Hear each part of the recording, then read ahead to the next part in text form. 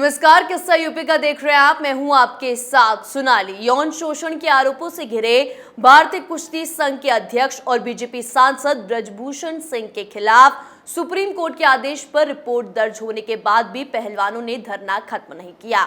वो अब ब्रजभूषण सिंह की गिरफ्तारी पर अड़ गए हैं। सुप्रीम कोर्ट ने पहलवानों की याचिका ठुकरा दी है। इसी बीच किसान नेता राकेश टिकैत और खाप पंचायत पहलवानों के समर्थन में चेतावनियां देने लगे। इसके रिएक्शन में क्षत्रिय युवा वाहिनी ने मोर्चा खोल दिया। उनका कहना है कि पहलवानों पर राजनीति हो रही है, इसलिए अब वो चुप नहीं बैठेंगे। वाहिनी के संयोजक अमित सिंह ने कहा कि अब ब्रजभूषण शरण सिंह के सपोर्ट में 4000 कार्यकर्ता बुलडोजर लेकर दिल्ली जाएंगे। तो आज किस्सा यूपी का में इसी पर चर्चा करेंगे।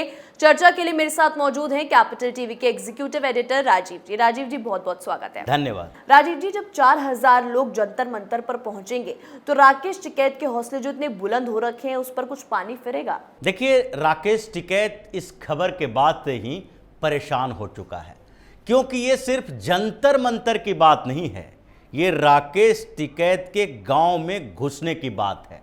जिस तरीके से चैलेंज दिया गया है, ये साफ तौर पर दिखाता है कि अब इनका बिना तर्क का, बिना लॉजिक का या बिना किसी मुद्दे का प्रदर्शन, धरना, आंदोलन नहीं चलेगा।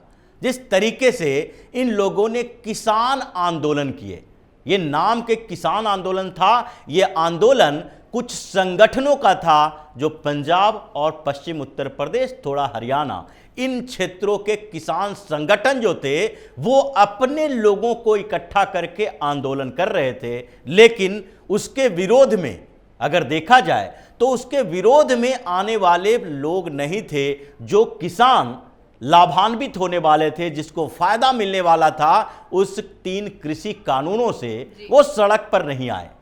उन्होंने ऐसा ऐलान नहीं किया कि जो हमारे अधिकारों को कुचलने की मांग कर रहा है हम उसके इस आंदोलन को कुचल देंगे। क्योंकि जिस तरीके से इलॉजिकल, अतार्किक, मुद्दा विहीन धरना प्रदर्शन चल रहा है, उसका जवाब तो अब इसी तरीके से दिया जाएगा। तुम अगर प्रदर्शन कर रहे हो और प्रदर्शन दबाव बनाने के लिए कर रहे हो, वो भी एक ऐसे मामले में जिसका इन्वेस्टिगेशन हो रहा है, जो सुप्रीम कोर्ट तक मामला चला गया है, राउज एवेन्यू कोर्ट में जो मामला चल रहा है, उस मामले में, सब जुडिस मामले में तुम जाते हो प्रदर्शन करने के लिए, उन लोगों का साथ देने के लिए, और फरमान सुनाते हो कि अगर 21 तारीख तक ब्रजभूषण शरण सिंह को गिरफ्तार नहीं किया जाता है तो इससे भी बड़ा धरना प्रदर्शन हम करेंगे।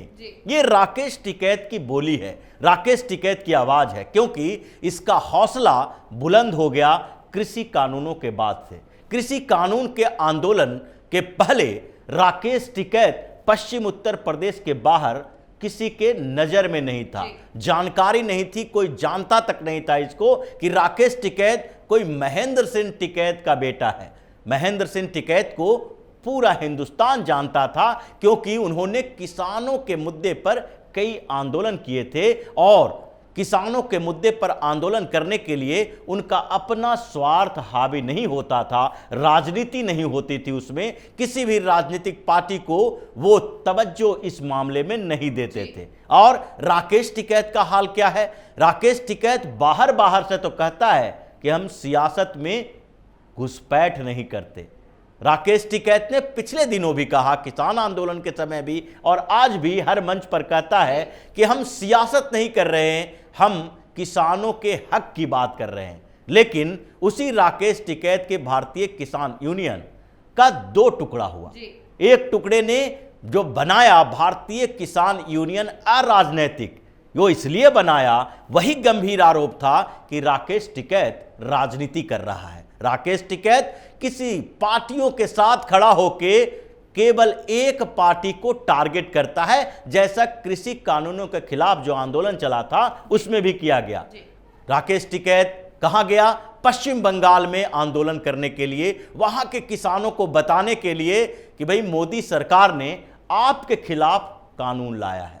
क्या पश्चिम बंगाल का एक भी किसान संगठन और किसान दिल्ली में धरना प्रदर्शन करने आए थे?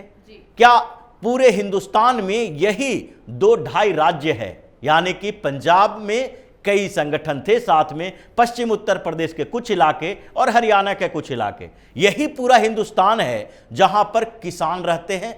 किसानों ने, न बिहार के किसानों ने प्रदर्शन किया, न उत्तर प्रदेश के दूसरे क्षेत्रों के किसानों ने प्रदर्शन किया, न मध्य प्रदेश के किसानों ने प्रदर्शन किया। साउथ इंडिया का कोई भी किसान संगठन इन लोगों के साथ नहीं आया। जो पैनल बनाया गया था उस पैनल में भी इन लोगों का भरोसा नहीं रहा और कई स्टेट के, महाराष्ट्र लेके तमिलनाडु तक कई स्टेट के किसान संगठनों ने तो यहां तक कह दिया कि जो 3 कृषि कानून आए हैं ये पूरे के पूरे किसानों की समस्या का समाधान का एक रास्ता है। लेकिन फिर भी इसने दबाव डाला, इतना हंगामा खड़ा किया।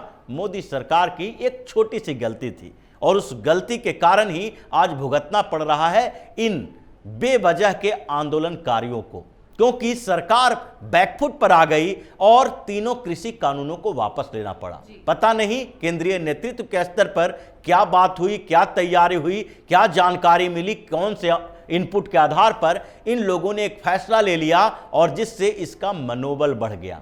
अब ये पहलवानों की बात करते हैं। जब ये प्रदर्शन जंतर मंतर पर चल रहा है, ये दूसरी बार का प्रदर्शन है। पहली बार जब प्रदर्शन इन लोगों ने किया, क्या मांग की? ब्रजभूषण शरण सिंह को इस्तीफा देना पड़े। इस्तीफे की मांग इन लोगों ने रखी और उस समय भी यह कहा गया कि ब्रजभूषण शरण सिंह ने यौन शोषण किया है और वो बच्चियों का यौन शोषण किए हैं, जिसके कारण उनके ऊपर आरोप है और उस आरोप के आधार पर इनको इस्तीफा दे देना चाहिए।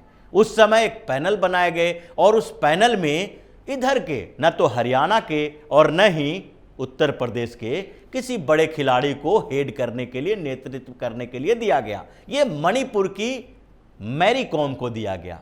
वो इन राजनीति में फंसी हुई नहीं थी जो कि आज चल रहा है कि ये हरियाणा वर्सेस उत्तर प्रदेश का मामला है, ये जाट वर्सेस राजपूत का मामला है, ठाकुर का मामला है, या फिर एक कांग्रेस वर्सेस भारतीय जनता पार्टी का मामला है। क्योंकि इसमें यह बात भी सामने आ रही थी कि हुड्डा परिवार फोगाट परिवार का इस्तेमाल कर रहा है और फोगाट परिवार है वो अपना भविष्य देख रहा है कि अब जो हमारे परिवार के लोग कुश्ती से रिटायर हो चुके हैं उनको कैसे सेटल किया जाए, अब महावीर फोगाट को कैसे सेटल किया जाए। इन लोगों को भी लगा कि कुश्ती महासंघ पर अगर हुड्डा परिवार का कब्जा होगा, दीपेंद्र सिंह हुड्डा का कब्जा होगा, हरियाणा का कब्जा होगा, तो ऐसे में हमारे लिए भी कुछ पोस्ट पद मिल जाएंगे।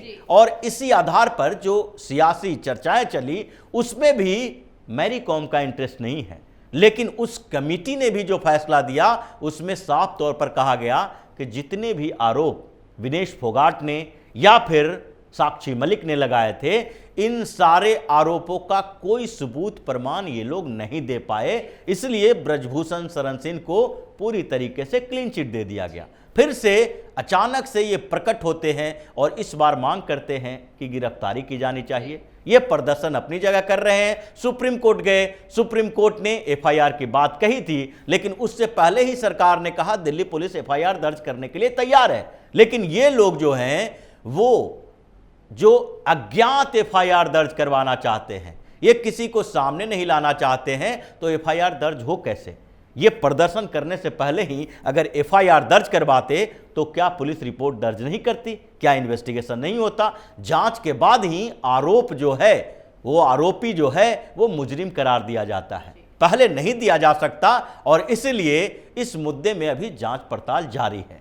राउज एवेन्यू कोर्ट में भी ये लोग गए और वहां पर भी स्टेटस रिपोर्ट पुलिस से मांगी गई। कोर्ट यही कर सकता है कि स्टेटस रिपोर्ट क्या है, कहां तक आपकी जांच पहुंची है, बयान दर्ज किए गए हैं। ये पुलिस ने बताया है कि बयान दर्ज किए गए हैं और उस बयानों की सच्चाई की जांच करनी पड़ेगी, क्योंकि कमेटी के पहले भी ये बयान दर्ज किए गए थे और जब कमेटी के सामने ये लोग पेश हुए तो जो बयान इन लोगों ने दिए थे वो सारे झूठ पाए गए। चाहे तुर्की का मसला हो या फिर मंगोलिया का मसला हो या फिर साक्षी मलिक के कुछ आरोप थे, वो सारे के सारे निराधार पाए गए और इसलिए उनको क्लीन चिट दे गई। लेकिन अब इसमें राजनीति सामने आ गई।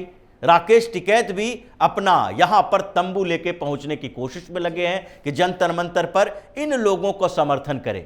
तो ऐसे में अब सवाल तो उठता है कि अगर कोई आरोप इस आधार पर साबित किया जाए कि आपके पास कितना संख्या बल है, आप कितने दिनों तक प्रदर्शन कर सकते हैं, तो फिर ब्रजभूषण शरण सिंह के पास भी ये स्थिति है, ये औकात है कि 1000, 2000, 10,000 लोग दिल्ली में ला सके।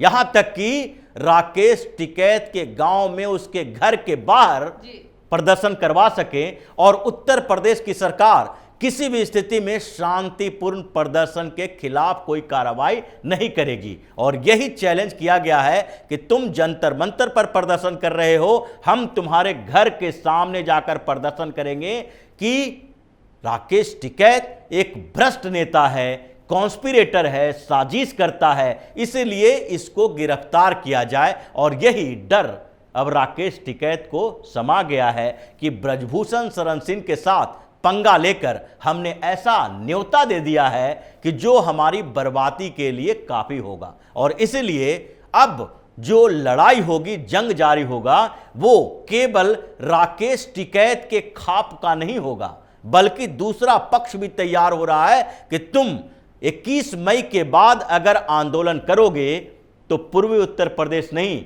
बल्कि पश्चिम उत्तर प्रदेश में तुम्हारे गांव के सामने, तुम्हारे घर के सामने जाकर प्रदर्शन करेंगे। और तुम रोक सको तो रोक लो, क्योंकि प्रदर्शन करना इस देश में अगर अधिकार किसी का है तो वो सबके लिए होगा, तुम्हारे लिए सिर्फ नहीं होगा। और इसलिए राकेश टिकैत ने इस बार बड़ी गलती कर दी है, जिसकी सजा भी उसको भुगतनी ही पड़ेगी। बहुत बहुत धन्यवाद राजीव जी बातचीत के लिए। धन्यवाद। जी हाँ, तो देखा अपने पहलवानों का धरना स्थल राजनीति का अखाड़ा बनता जा रहा है।